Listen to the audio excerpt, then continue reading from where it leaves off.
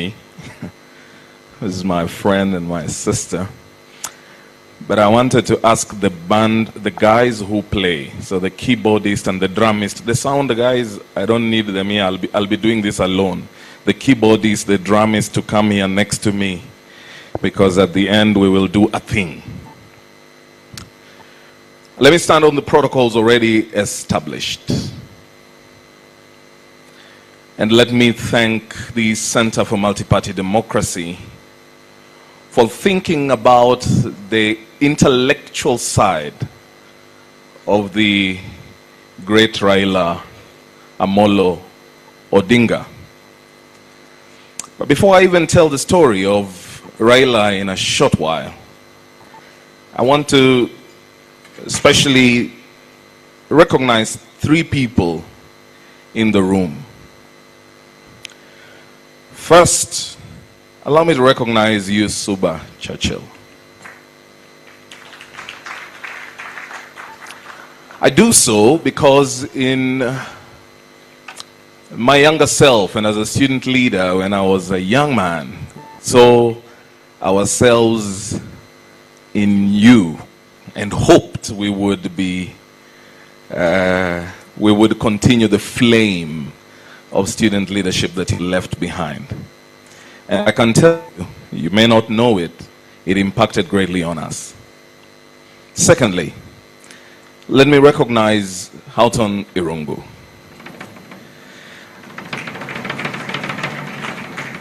As a student leader, while attending what was known as European Development Days, I went to give a speech, and while speaking there as the chair of SONU, Houghton looked at me, called me on the side and said, "David, I think with a bit of mentorship, you're going to be a fine gentleman. I hope I didn't let you down." And he gave me my first job at Oxfam as a governance associate.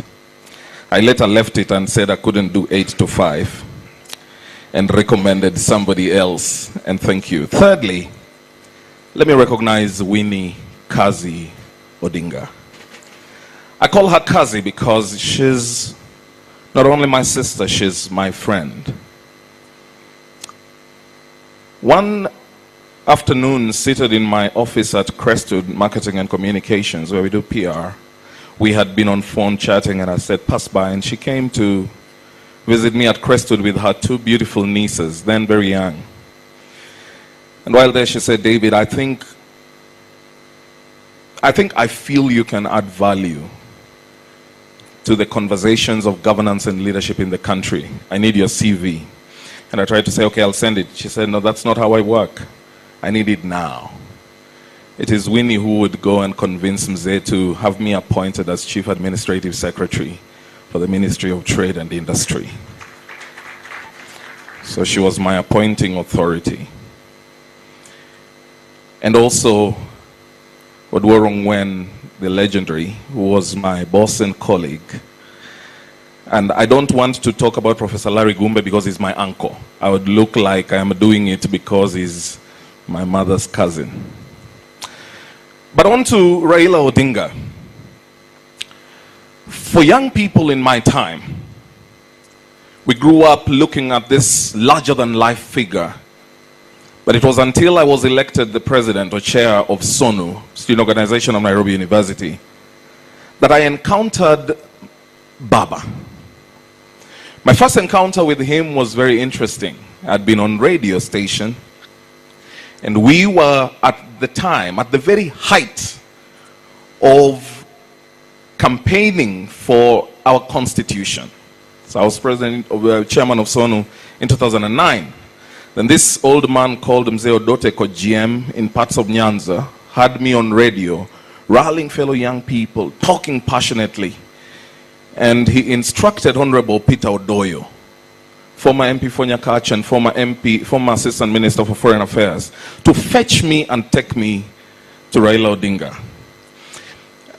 And from that time on, I saw a man who was as passionate about mentorship as can get, multidimensionally. Raila Odinga mentored young people by leading from the front. He created footmarks and footprints footprints for us to all see and place our little feet in them. Not so they may fit, but much more so that we could see the pathway towards a better transformed nation. Raila Odinga led and mentored by the side. He often would urge us on. He would give opportunities to young people. He would help you execute things he expected of you, because he intended that your being around him was going to be impactful. Raila Odinga mentored by leading from the back, which is coaching. I've shown you the way. I've stood by you and shown you how it's done. He would then now let you get into the deep waters and do it on your own. And we are products of that multi-dimensional mentorship. There isn't any point in our history, as we all know in this room, because this is a room full of the men and women who have transformed this country meaningfully and sacrificially. There isn't a single turning point of our nation that does not have the inscription of the name Raila Amolo Odinga. Whether you want to talk about the clamor for multi-party democracy, as you all know, or whether you want to talk about the birth of the idea of devolution, or whether you want to speak about expanding our democratic space, or even if you choose to go down and see the formation of our constitution, Raila Amolo Odinga, a great and true human rights defender.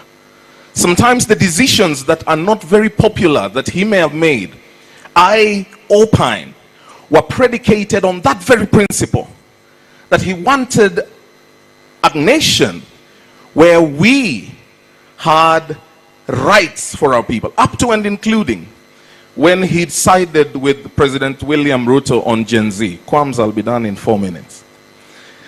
So people say, how could he? I say Raila foresaw the possibility of a ruined nation and knew that all these rights we speak about, to education, to free water, to life, to all these things, essentially lose meaning when we do not have a nation within which we can practice these things we so desire. I hold it. I know, and I say it on TV. If there was a man who was ever so libeled in this country, against whom the worst things were said by media and other people, it was Raila Odinga. But maybe you will correct me. Not a single time did Raila Odinga take to court any journalist for saying things that were not true.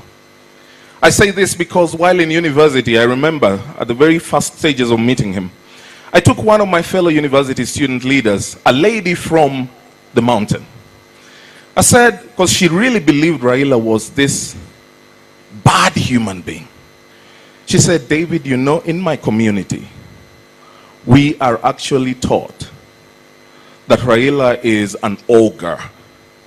So that if you are not eating your food as a child, you are told, Kula amanite Raila, kula amanite Raila sai. And so they indoctrinated a whole region in hating a great man. But as Professor, one of the funny comedians in the Rift Valley, would say when we lost Baba, he questioned, are you sure huyu mzee hatujakuwa tukimuibia kura? Raila, for the young people, was a protective father. I saw it firsthand. He cared for the young people. I joined his secretariat. Benson Musungu is here, he will agree, at 26. I joined his secretariat at 26. We were leading the CORD campaign. My brother and boss, Oduoro Ngwen, was there. And even then, as I made mistakes as a young person, trying to find my forays in politics, he would lead with a firm but guiding hand. David, it's not done like this. Maybe you should think of it like this. But he was also a stickler for the rule of law. You see it in his pronouncements. When he spoke about the Mao, he did it knowing only too well it would be possible that It was going to be his supposed Waterloo. He was going to lose votes, but he stood on the principle of what is right. And recently, sadly, when we lost lives in Int'l Human Rghts, I saw one of the writers say, this is the effect of us felling trees in Mao. Stood on the right side.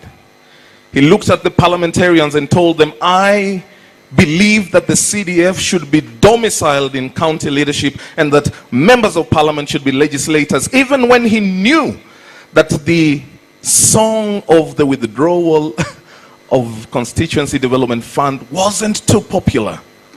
He did it because it was too right to be ignored. And it is that rule of law that makes my sister Winnie question, where is the law in the replacement of a party leader for the party? And quotes the Constitution, the rule of law. But ladies and gentlemen, as I finish, I also never witnessed a man so magnanimous, with a heart so huge as that of Raila Odinga, who would be jailed by Moi, but would put aside his pain for the purpose of the nation, not self, just as Kiraito said. A man who would be insulted by Uhuru as Mogoroki, but would forfeit that as just political talk and form a friendship. A man that would see beyond betrayal. A man that would form friendship with President Ruto, even when they were not bosom of friends, and when he believed his victory may have been stolen. I tell you a story one time, just to express the magnanimity of Raila Odinga. One time, we are in London. He had gone to speak at Oxford. He was being hosted by Mehdi Hassan. When we were done, the ODM people living in London gathered around him. At that time, one of his aides, Jakakimba Silas, who's a friend of ours, had wanted to succeed Otieno Kajwang in the by-election to become senator. And when he saw there was no pathway through ODM, Jakakimba left to run in a different party. But after the elections were done and Jakakimba lost, the magnanimous Raila Odinga took back in my brother Jakakimba. And so the ODM stalwarts in London asked him, Jacom, how can you take back that young man who has betrayed you? And he answered, he's a young man, he can make mistakes. He doesn't even have an earning. What do you want him to eat? And he asked, do you want him to eat your mother? Ladies and gentlemen, today, we all gather here to honor a great man who did not only give lip service in the empowerment of young people. If he was a lip service man, you wouldn't have a prolific example in his own daughter, defiantly standing up for what is right and for the things for which he stood up. May we immortalize him, not by mere words, but by carrying forth each and everything he believed in. Raila Amolo Odinga. Jamaican farewell.